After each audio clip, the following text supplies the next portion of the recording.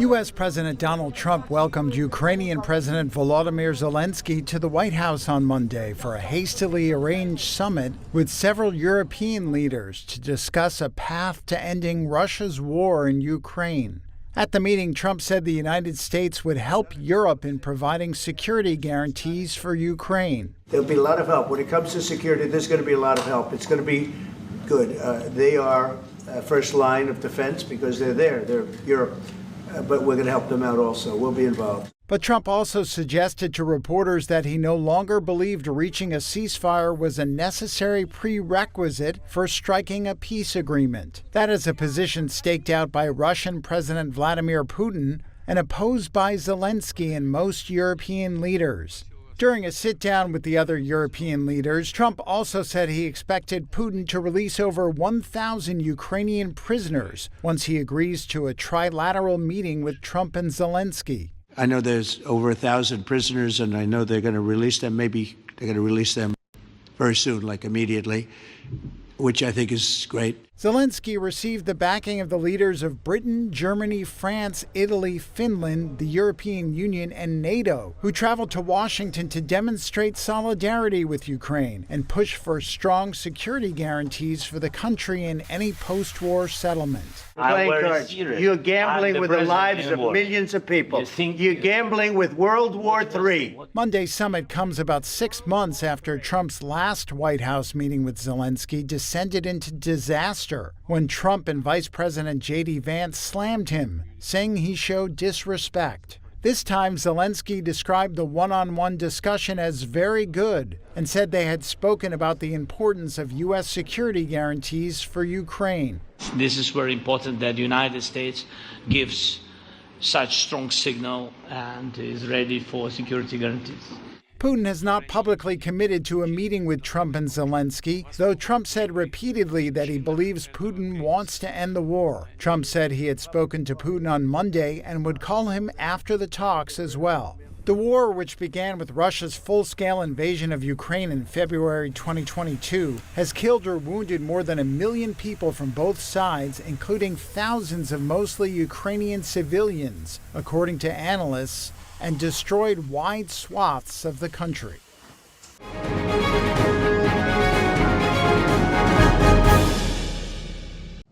The discussion addressed the possibility that a result would not be achieved, the possibility that Russia would not sincerely want to engage in such a process, and, at that point, he signaled his willingness and readiness to impose what he calls primary and secondary tariffs, but which we, in fact, call sanctions. You have an American president, European presidents, and a Ukrainian president all wanting peace. For my part, I have the greatest doubts about the reality of a desire for peace on the part of the Russian president, because as long as he thinks he can win through war, he will do so, and his ultimate objective is to take as much as territory as possible to weaken Ukraine and to have a Ukraine that is not viable alone or is within the Russian fold.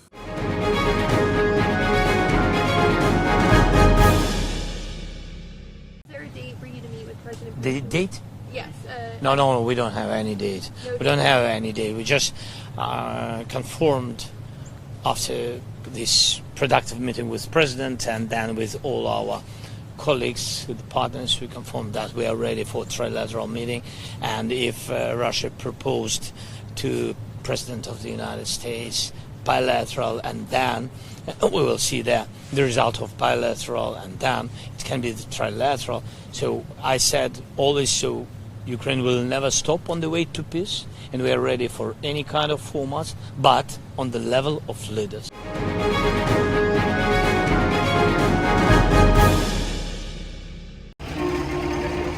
Hamas has agreed to a 60-day ceasefire proposal with Israel, according to an Egyptian official who said on Monday that it includes the release of half the hostages held in Gaza in exchange for the release of some Palestinian prisoners. A senior Hamas official confirmed the group's approval of the proposal.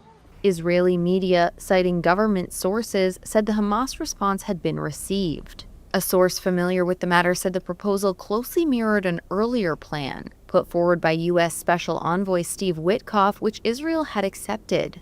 The announcement comes as Israel plans to seize control of Gaza City, which Israeli Prime Minister Benjamin Netanyahu has described as Hamas's last bastion. Thousands of Palestinians in the area have left their homes, which are now under constant Israeli bombardment. Our situation is tough. Transport is extremely difficult.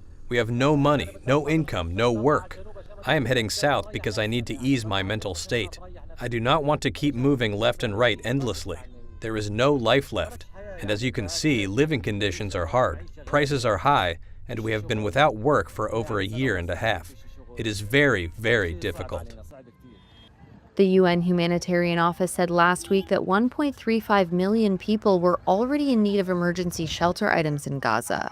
The Israeli military said it was preparing to help equip Gazans with tents and other shelter equipment ahead of relocating them from combat zones to the south of the enclave. It did not provide further details on quantities or how long it would take to get the equipment into Gaza.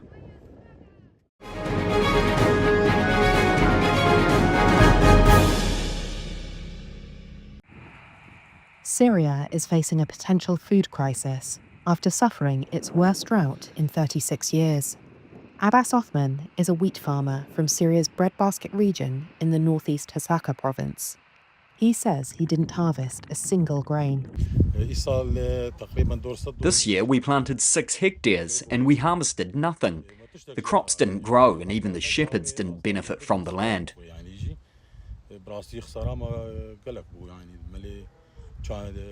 We incurred huge losses, including farm wages, seeds and fertilizer. We lost all of these costs.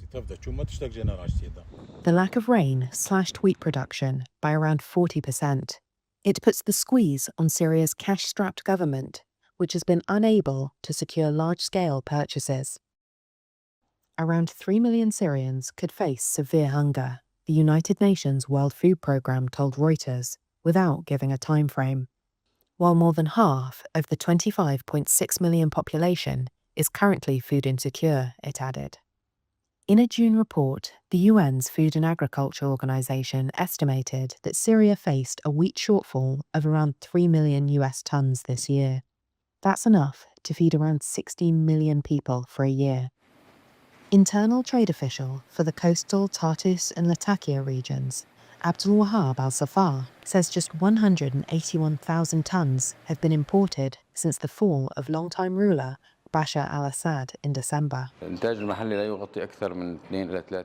Local production does not cover more than 2 to 3% of local demand, especially after a year of drought that hit Syria. Never in Syria's history has there been a year like this one, and therefore it can't be relied upon, especially since the main food in Syria is bread. The situation poses a challenge to President Ahmed al-Sharaa, whose government is seeking to rebuild Syria after its 14-year civil war. Wheat is Syria's most important crop and supports a state-subsidized bread program, a vital part of everyday life. The new government has purchased about 412,000 tons of wheat from local farmers this season, a Syrian government official told Reuters on condition of anonymity. That is around half of last year's volume. The government needs to import around 2.8 million tons this year, the source added. Yet Shara's government has been slow to mobilize international support for big grain purchases.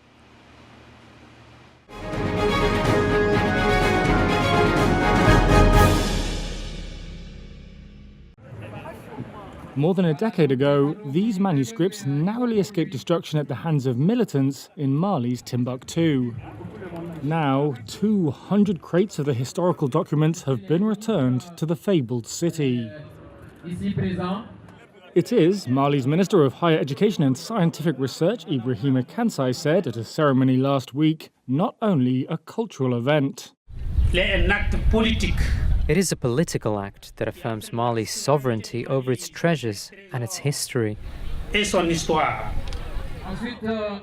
is also a symbolic victory for Mali's military rulers as they seek to assert control over the region. However, security concerns do still linger. The return comes just months after a series of coordinated attacks by the jihadist group JNIM in and around Timbuktu. In June, JNIM launched assaults on multiple military sites, killing, according to various reports, between 30 and 60 soldiers. Indeed, Timbuktu has been periodically under JNIM siege for the past 2 years, leading to food shortages and the displacement of thousands of residents. Nevertheless, local officials view the manuscript's return as crucial for preserving Timbuktu's heritage. The city was, in the 13th to 17th centuries, a key transit point for caravans crossing the Sahara and blossomed into a global centre for Islamic learning. Donc les manuscrits de Tombouctou. El Bukhari Ben Essayuti, director of Timbuktu's cultural mission, said the manuscripts of Timbuktu must be displayed and housed in Timbuktu. For that, the documents are being returned to the Ahmed Baba Institute. It was from there that the manuscripts, some dating back to the 13th century, were hastily evacuated in 2013. That was as militants burned thousands of priceless documents. Timbuktu researcher and history professor Amadou Elbasseji Touré said the documents are being returned to underground storage rooms and that there are security staff on site. What concerns us most is the issue of security, but these days we're seeing that security is in place. The manuscripts are back, and we are making the most of their return. The returned documents weigh in at approximately 6 US tons. Nevertheless, they represent a fraction of Timbuktu's vast literary heritage, much of which was saved from the flames by local families and scholars. Touré urged that people now safeguard the treasures, but also use them. He said people should visit the institute, do research and make discoveries from what is the epicenter of Timbuktu's cultural heritage.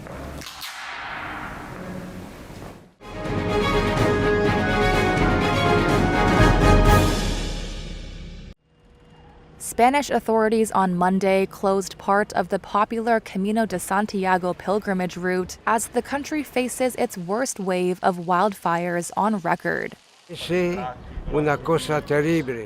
a terrible thing for the population, says this pilgrim from France. The pilgrims can go back home and come another year to finish the Camino, but for the people who live here, it's a terrible thing.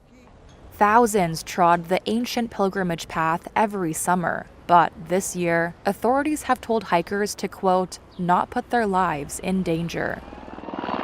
Southern Europe is experiencing one of its worst wildfire seasons in 2 decades, with Spain and Portugal among the hardest hit.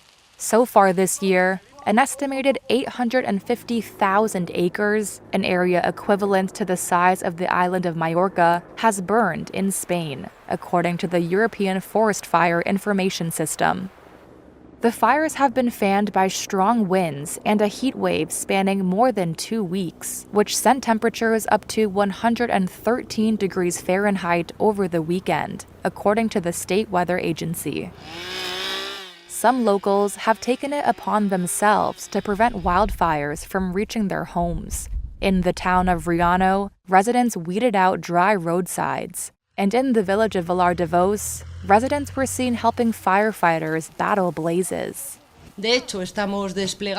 Spanish authorities said on Monday that they are deploying the largest international aid contingency the country has ever received, including airplanes and firefighters from the EU Civil Protection Mechanism. That's on top of the Spanish Army's 3,000 deployed troops and 50 aircraft to help firefighters.